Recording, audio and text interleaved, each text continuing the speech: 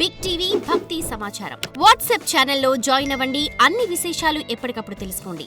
Big TV ప్రేక్షకులకు నమస్కారం. ఉగాది ప్రత్యేక కార్యక్రమానికి సాదర స్వాగతం. తెలుగువారి సంవత్సరాది ఉగాది.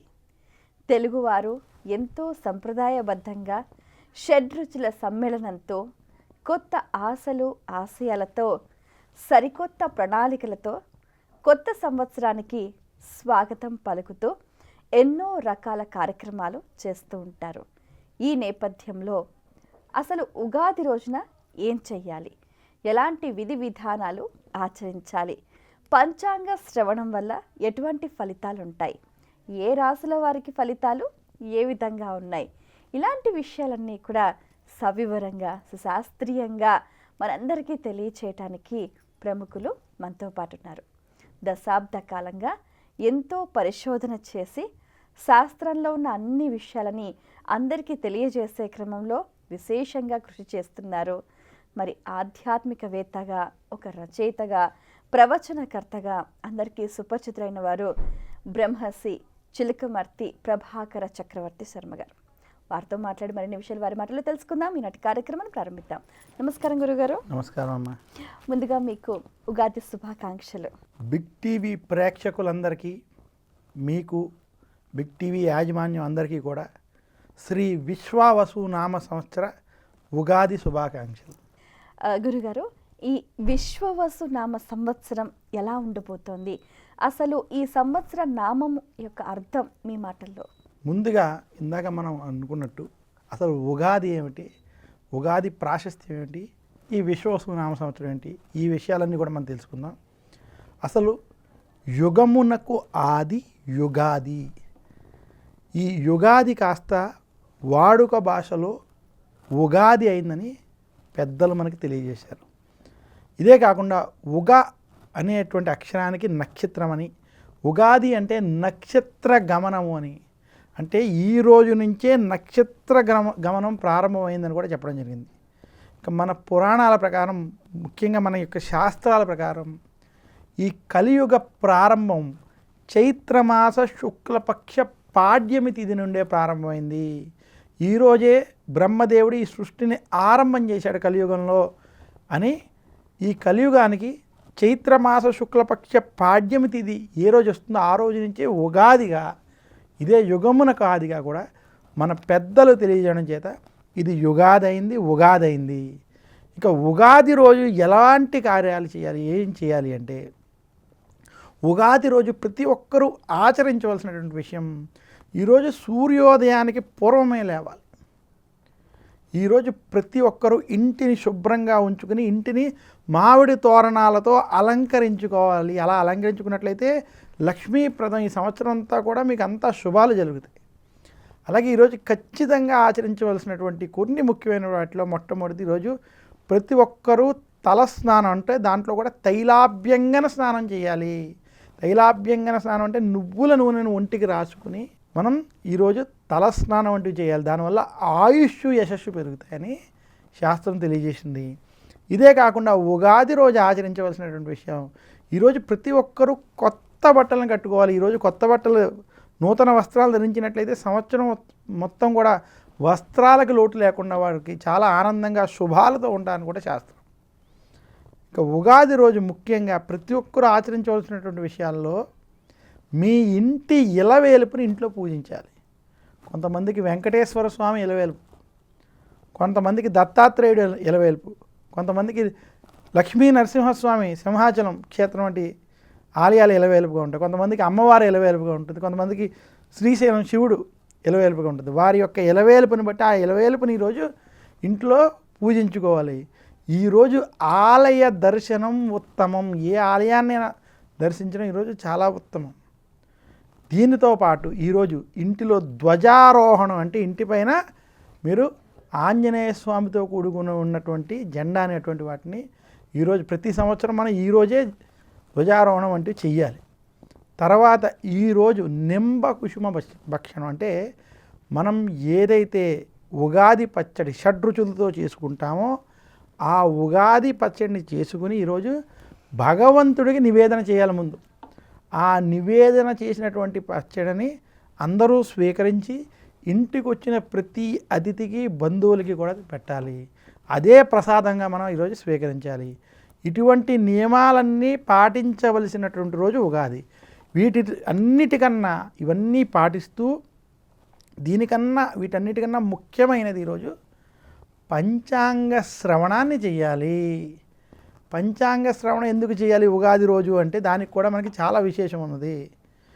మనకి ఈ రోజులో ఏ పని చేయాలన్నా, ఒక ఉద్యోగంలోనైనా వ్యాపారంలోనైనా ఏ పని చేయాలన్నా దానికి ఒక ప్రణాళిక అవసరం. There shall be A planning అంటాం మనం. ప్రతిదానికి ఒక ప్లానింగ్ ఉంటేనే ఆ ప్రణాళికబద్ధంగా కనుక మనం ముందుకెళ్తే ఖచ్చితంగా విజయాన్ని పొందుతాం. మన యొక్క ఋషులు మునులు, మన యొక్క పెద్దలు ప్రణాళిక అనేటువంటి విధానాన్ని ఉగాది రోజే చెప్పారు. ఈ ఉగాది రోజు పంచాంగ శ్రవణం చేయడం వల్ల ఈ దేశం ఎలా ఉంటుంది, ఈ రాష్ట్రం ఎలా ఉంటుంది, ఎలాంటి పంటలు ఈ సంవత్సరం పండబోతున్నాయి, ఎలాంటి పంటలు వేస్తే బాగుంటాయి, ఏ రాశులకి ఎలా ఉన్నాయి. ఇంటిలో 10 మంది ఉంటారు, లేదా ఇంటిలో ఒక 4 ఉంటారు. అందులో ఒకరికి అద్భుతంగా ఉంటుంది, ఒక ఇద్దరికి అద్భుతంగా ఉండకపోవచ్చు. బాగున్న వాళ్ళు బాగోలేనటువంటి వాళ్ళని అర్థం చేసుకోవాలి, బాగోలేని వాళ్ళు బాగున్న వాళ్ళ యొక్క సలహాతో ముందుకు వెళ్ళాలి అనేటువంటి ప్రణాళికలన్నీ కూడా మనకి ఉగాది పంచాంగ శ్రవణాన్ని అర్థం చేసుకున్న వాళ్ళకి తెలుస్తుంది. అలా అర్థం చేసుకుని జీవితంలో ముందుకు వెళ్ళడానికి ఇది ఉపయోగపడుతుంది. మన గ్రహస్థితి ఎలా ఉంది, మన గ్రహస్థితి బాగుంటే మనం ఏం చేద్దాం, బాగోలేకపోతే మనం ఎలా ఉందాం అనేటువంటి విషయాలు ఈ ఉగాది పంచాంగ శ్రవణంలో ఇటువంటి ప్రణాళికల ద్వారా ప్రజలకు తెలుసుకోవడానికి ఒక అద్భుతమైన అవకాశం మన యొక్క ఋషులు మునులు అందించినటువంటి జ్ఞానం ఇది. అందువల్ల ఉగాది రోజు పంచాంగ శ్రవణం చేయడం చాలా విశేషం. బిగ్ టీవీ ద్వారా మనం ఇవన్నీ కూడా ప్రేక్షకులకు అందించడం చేత ఆ యొక్క ప్రేక్షకులకి ఈ ఉగాది పంచాంగ శ్రవణం చేయడం చేత వాళ్ళకి ఈ సంవత్సరం అంతా శుభాలు కలగాలని కోరుకుంటూనే మనం పంచాంగ శ్రవణాన్ని ప్రారంభం చేద్దాం. ఓకే, ఈ శ్రీ విశ్వవసు నామ సంవత్సరంలో నవనాయకుల ఫలితాలు ఎలా ఉన్నాయండి? అద్భుతమైనటువంటి ప్రశ్న అమ్మా ఇది. విశ్వవసు నామ సంవత్సరంలో ముఖ్యంగా పంచాంగ శ్రవణం మనం నవనాయక ఫలితాలతోటే ప్రారంభం చేయాలి. మనకి ఈ సంవత్సరం చైత్రమాస శుక్లపక్ష పాడ్యమి తిథి ఆదివారం వచ్చింది. ఆదివారం మనకి ఉగాది రావడం చేత ఈ వారానికి అధిపతి సూర్యుడు. అందువల్ల ఈ నవనాయకులకి అధిపతి ఈసారి సూర్యుడయ్యాడు. రవి నవనాయక అధిపత్యం పొందడం, చంద్రుడు మంత్రి అవ్వడం. ఈసారి నవనాయకుల్లో సూర్యుడు 4టికి అధిపతి ఉన్నాడు. రాజు ఆయనే అయ్యాడు. మేఘాధిపతి అర్ఘ్యాధిపతి కూడా సూర్యుడై ఉండడం, సస్యాధిపతి కూడా సూర్యుడై ఉండడం చేత 4టికి అధిపతి సూర్యుడు అవడం. ముఖ్యంగా చిలకమర్తి పంచాంగరీత్యా దృక్ సిద్ధాంత పంచాంగ గణితం ఆధారంగా మనకున్నటువంటి 9 నవనాయకులలో 6 పాపులు, 3 శుభులు, అంటే కొంచెం పాపాధిపత్యం ఈ సంవత్సరం ఉన్నది.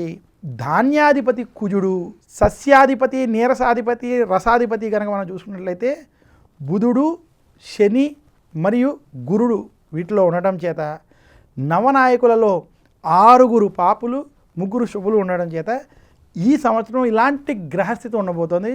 ముఖ్యంగా ఈ సంవత్సరం రాజులు ఎవరైతే పరిపాలిస్తున్నారో అంటే మన తెలుగు రాష్ట్రాల్లో కావచ్చు, భారతదేశం, వారికి అనుకోని సమస్యలు, ఇరకాటం పెట్టేటువంటి సమస్యలు అధికంగా కనబడతాయి.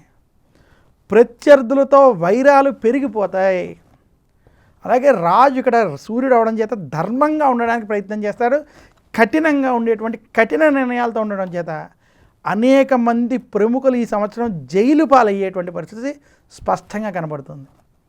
ఇంకా సూర్యుడు మనకి రాజు, సేనాధిపతి కూడా రవి అవడం, ఈ 2 కూడా రవి అవడం చేత, మంత్రి చంద్రుడు అవడం చేత ప్రపంచవ్యాప్తంగా యుద్ధాలు ఈ సంవత్సరం ఆగవు. క్రోధినామ సంవత్సరంలో మనకి యుద్ధాల బాధ ఉన్నప్పటికీ ఈ సంవత్సరం రాజు సూర్యుడు అవడం, వచ్చేది కూడా పరాభవనామ సంవత్సరం కూడా ఉండడం, ఇవన్నీ మనం పరిశీలించుకున్నట్లయితే ప్రపంచవ్యాప్తంగా ఉన్నటువంటి యుద్ధాలు ఏవైతే ఉన్నాయో ఇవి ఈ సంవత్సరం ఆగేటువంటి పరిస్థితి కనపట్లేదు. ఎవరైనా యుద్ధాలు ఆపడానికి ప్రయత్నం చేసినా కూడా కొంత ఇబ్బందికరమైనటువంటి స్థితి ఏర్పడుతుంది. పశ్చిమ దేశాలలో యుద్ధ వాతావరణం ఇంకా కొనసాగుతుందని మాత్రం సూచిస్తూ భారతదేశానికి ఈశాన్య ప్రాంతాలలో అలాగే కొంత వాయువ్య ప్రాంతాల్లో కూడా యుద్ధ వాతావరణాలు, యుద్ధ భయాలు ఉంటాయి. ఈ సంవత్సరం యుద్ధానికి సంబంధించినటువంటి భయాలు, ఆందోళనలు కొనసాగుతాయని తెలియజేస్తున్నాను. ఇదే కాకుండా ఈ సంవత్సరం మనకి ధాన్యాధిపతి కుజుడు అవడం, సస్యాధిపతి రవి అవడం చేత ఈ సంవత్సరం ఎర్రటి భూములు బాగా పండుతాయి. కందులు వంటి ధాన్యాలు బాగా పండుతాయి. అలాగే తృణధాన్యాలకి, మిలెట్స్ వంటి వాటికి ఈ సంవత్సరం బాగా గిరాకీ ఉండబోతోంది. ఇదే కాకుండా మనకి రసాధిపతి, నీరసాధిపతి గనక చూసుకున్నట్లయితే ఈ సంవత్సరం ముఖ్యంగా మేఘాధిపతి కూడా రవి అవడం చేత వర్షాలు కొంచెం ఆలస్యంగా రావడం, ఎండాకాలంలో కొంచెం వర్షాలు పడడం, వర్షాకాలంలో అతి ఉష్ణం ఉండడం, అలాగే ఈ సంవత్సరం ఉష్ణోగ్రతలు చాలా తీవ్ర స్థాయికి వెళ్ళేటువంటి స్థితి కూడా స్పష్టంగా ఈ సంవత్సరం కనపడుతుంది. ఎందుకంటే సూర్యుడే అధిపతి అవడం మనకి ఈ సంవత్సరం ఉష్ణోగ్రతలు తీవ్ర స్థాయికి వెళ్ళేటువంటి స్థితి స్పష్టంగా కనపడుతుంది.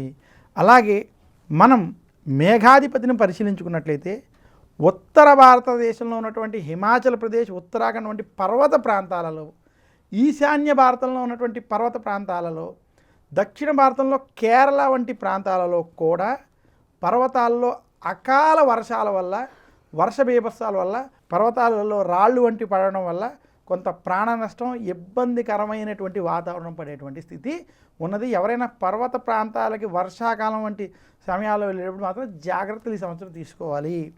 ఇదే కాకుండా మనకి ఈ సంవత్సరం దక్షిణ భారతంలో తమిళనాడు, ఆంధ్ర రాష్ట్రంలో కొన్ని ప్రాంతాలలో సెప్టెంబర్, అక్టోబర్, నవంబర్ అంటే మనకి వర్షాకాలం అయిపోయిన తర్వాత చలికాలం దగ్గర ప్రాంతంలో వరదలు సంభవించేటువంటి స్థితి స్పష్టంగా కనపడుతుంది.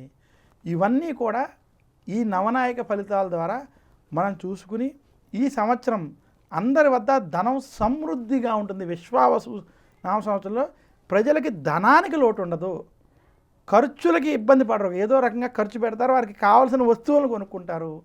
అలాగే ఈ సంవత్సరం పాపగ్రహ ఆధిపత్యం ఉండడం చేత జనాలు కొంత పాప బుద్ధితోటి ఏం చేసినా పర్వాలేదనేటువంటి స్థితి కూడా కొంత అధికంగా ఉంటుంది.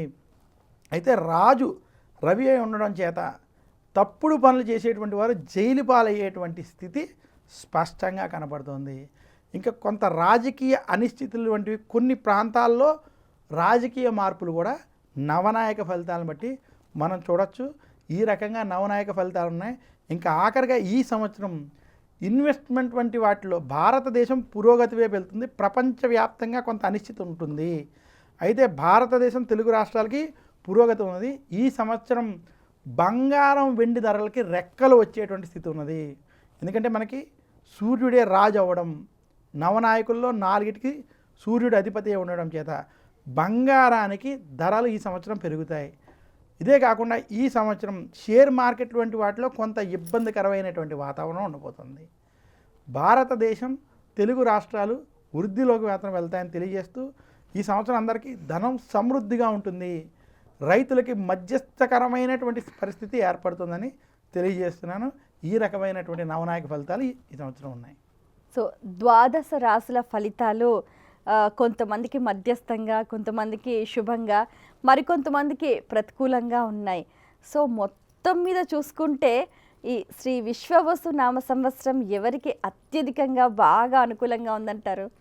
శ్రీ విశ్వవసు నామ సంవత్సరం వృషభ రాశి వారికి, కన్యా రాశి వారికి, తులారాశి వారికి అత్యద్భుతంగా ఉన్నాయి. అలాగే ధనురాశికి, మీనరాశికి, వృశ్చిక రాశికి కొంత మధ్యస్థంగా ఉన్నాయి. ఇంకా ఏలినాట్యంలో ఉన్నటువంటి కుంభరాశికి, అలాగే అష్టమ శని, అర్ధాష్టమ శని వ్యవహరించేటువంటి సింహరాశి, అలాగే అష్టమ శని పూర్తయినప్పటికీ రాహుకేతు గురువులు అనుకూలంగా లేనటువంటి కొంత కర్కాటక రాశి, ఇటువంటి రాశి వారికి కొంత చెడు ఫలితాలు అధికంగా ఉన్నాయని మాత్రం సూచిస్తున్నాను. చాలా సంతోషం అండి. మీ అమూల్యమైన సమయాన్ని కేటాయించిన విషయాలు వివరంగా మాకు తెలియజేసినందుకు ధన్యవాదాలు. అందరికీ శ్రీ విశ్వవసు నామ సంవత్సర ఉగాది శుభాకాంక్షలు. ఈ సంవత్సరం అందరికీ క్షేమ, స్థైర్య, ధైర్య, విజయ, అభయ, ఆయురారోగ్య, ఐశ్వర్యాలు కలగాలని కోరుకుంటూ మీ చిలకమర్తి. నమస్కారం. వీక్షించారు కదండి, ఇది ఇవాల్టి మన ఉగాది ప్రత్యేక కార్యక్రమం. మరో కార్యక్రమంలో మళ్ళీ కలుసుకుందాం. అంతవరకు సెలవు, నమస్కారం.